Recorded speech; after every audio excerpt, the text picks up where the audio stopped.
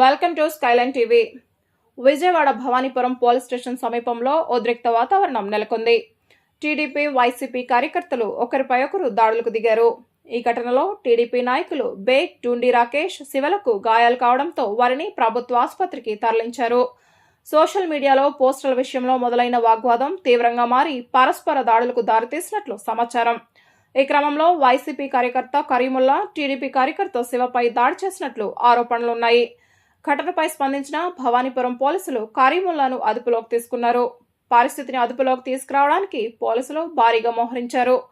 ఇద్దరు పార్టీల కార్యకర్తలు పెద్ద సంఖ్యలో పోలీస్ స్టేషన్ వద్దకు చేరుకోవడంతో అక్కడ ఉద్రిక్తత నెలకొంది.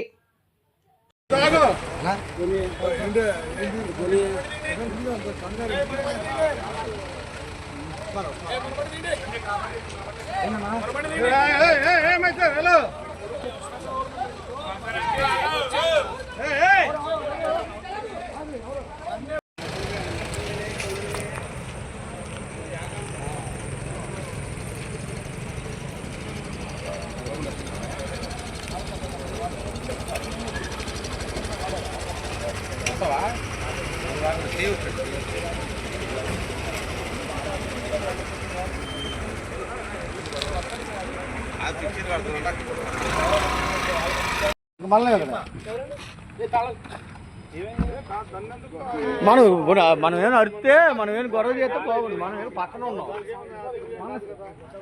అరుపులేసిన వాళ్ళు వదిలేస్తున్నారు, మనల్ని పట్టుకుంటున్నారు వీళ్ళు.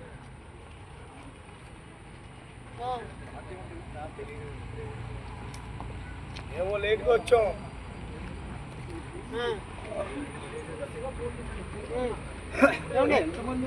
వీడియో తీయమాకండి.